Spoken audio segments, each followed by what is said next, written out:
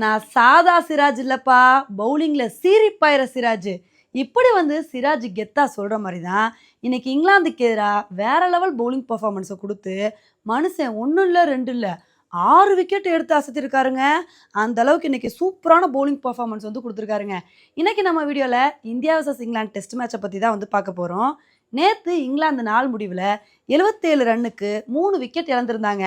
இதை பார்த்தோன்னே நம்ம என்ன எதிர்பார்த்தோம் அப்படின்னா, நேற்று எப்படி சட்டு புட்டுன்னு 3 விக்கெட் எடுத்தாங்களோ அதே மாதிரி இன்றைக்கும் நல்ல ஒரு பவுலிங் பர்ஃபார்மன்ஸை கொடுத்து அடுத்தடுத்து விக்கெட் எடுத்துடணும் அப்படின்னு தாங்க எதிர்பார்த்தோம்.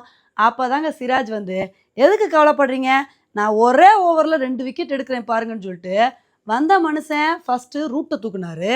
அதுக்கப்புறம் அடுத்த பால் பென் ஸ்டோக்ஸை டக் அவுட் பண்ணிட்டாருங்க. அதுக்கப்புறம் இந்தியா நல்ல பொசிஷனில் இருந்தாங்க. ஏன்னா இங்கிலாந்துக்கு 84 ரன்னுக்கே 5 விக்கெட் போயிடுச்சு. இதை பார்த்தோன்னே நம்ம என்ன நினச்சிட்டு இருந்தோம் அப்படின்னா, இன்னும் 5 விக்கெட் தானப்பா, இந்தியா இதே மாதிரி நல்ல பவுலிங் பர்ஃபார்மன்ஸை கொடுத்தாங்க, அடுத்தடுத்து ஈஸியாக 5 விக்கெட் எடுத்துட்டு இங்கிலாந்தோட சோழியை வேகமாக முடிச்சு விட்ருவாங்க அப்படின்னு தாங்க நம்ம நினச்சிட்டு இருந்தோம். அப்போ தாங்க இந்தியாவுக்கு எவனா ஹாரி ப்ரூக்கும் ஜாமி ஸ்மித்தும் நல்ல ஒரு பார்ட்னர்ஷிப் போட்டாங்க.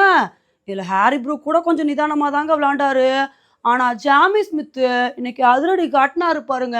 ஹலோ, நான் டெஸ்ட் மேட்ச் விளாட்லப்பா, இன்னைக்கு நான் ஓடிஐ மேட்ச் விளாட போகிறேன், நான் எப்படி அதிரடியாக விளாடுறேன்னு பாருங்கன்னு மனுஷன் 6-4ன்னு சொல்லிட்டு அடித்து பட்டையை கிளப்பி கண்ணா பின்னான்னு அடிக்க ஆரம்பிச்சிட்டாருங்க.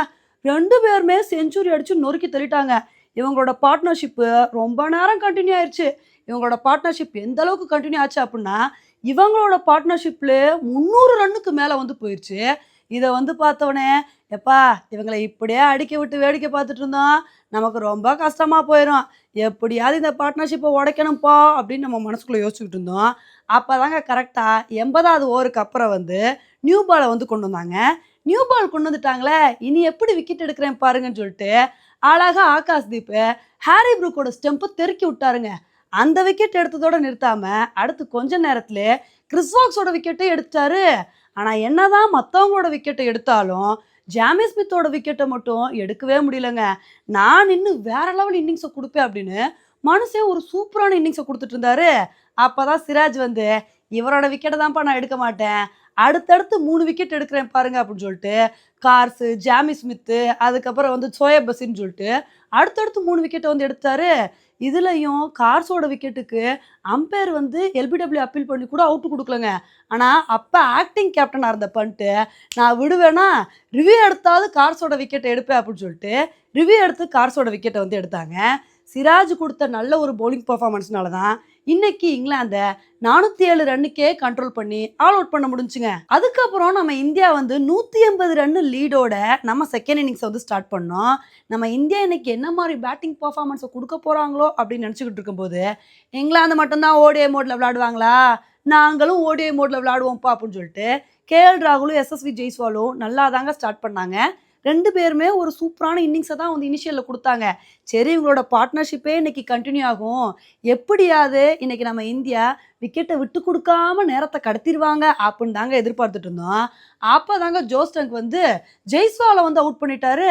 அதுக்கப்புறம் கேஎல் ராகுலும் கருண் நாயரும் சேர்ந்து எப்படியோ இன்னைக்கு தாக்கு பிடிச்சி நம்ம இந்தியா இன்னைக்கு ஆட்ட நேர முடிவில் 64 ரன் எடுத்திருக்கோம். ஒரு விக்கெட் போயிருக்குங்க. உண்மையிலே இந்த டெஸ்ட் மேட்ச்சில் இந்தியா நல்ல பொசிஷனில் இருக்கோங்க. இந்த பொசிஷனை அப்படியே கண்டினியூ பண்ணணுங்க. ஏன்னா போன டெஸ்ட் மேட்ச்லையும் இதே மாதிரி நல்ல பொசிஷனில் தான் இருந்தோம். ஆனால் செகண்ட் இன்னிங்ஸில் சொதப்பினால ஈஸியாக இங்கிலாந்து ஜெயிக்கக்கூடிய ஆப்பர்ச்சுனிட்டியை நம்மளே ஏற்படுத்தி கொடுத்துட்டோம். போன டெஸ்ட் மேட்ச்சில் பண்ண தப்ப இந்த தடவை நம்ம பண்ணவே கூடாது. எப்படியாவது செகண்ட் இன்னிங்ஸில் நல்ல ஒரு பேட்டிங் பர்ஃபார்மன்ஸை கொடுத்து 500 ரன்னுக்கு மேலே லீட் எடுத்துடணுங்க.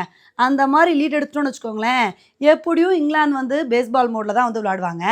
அப்போ நம்ம நல்ல பவுலிங் பர்ஃபார்மன்ஸை கொடுத்து அடுத்தடுத்து விக்கெட் எடுத்து இங்கிலாந்தை கண்ட்ரோல் பண்ணோம் அப்படின்னா ஈஸியாக இந்த டெஸ்ட் மேட்சை ஜெயிக்க வாய்ப்பு இருக்குது.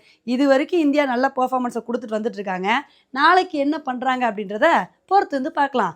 ஓகே ஃப்ரெண்ட்ஸ், இந்த ஒரு டெஸ்ட் மேட்சை பற்றி நீங்கள் என்ன நினைக்கிறீங்க அப்படின்றத என்னோட கமெண்ட் செக்ஷனில் போடுங்க. இதே மாதிரி இன்னொரு வீடியோவில் உங்களை மீட் பண்ணுறேன். Bye friends.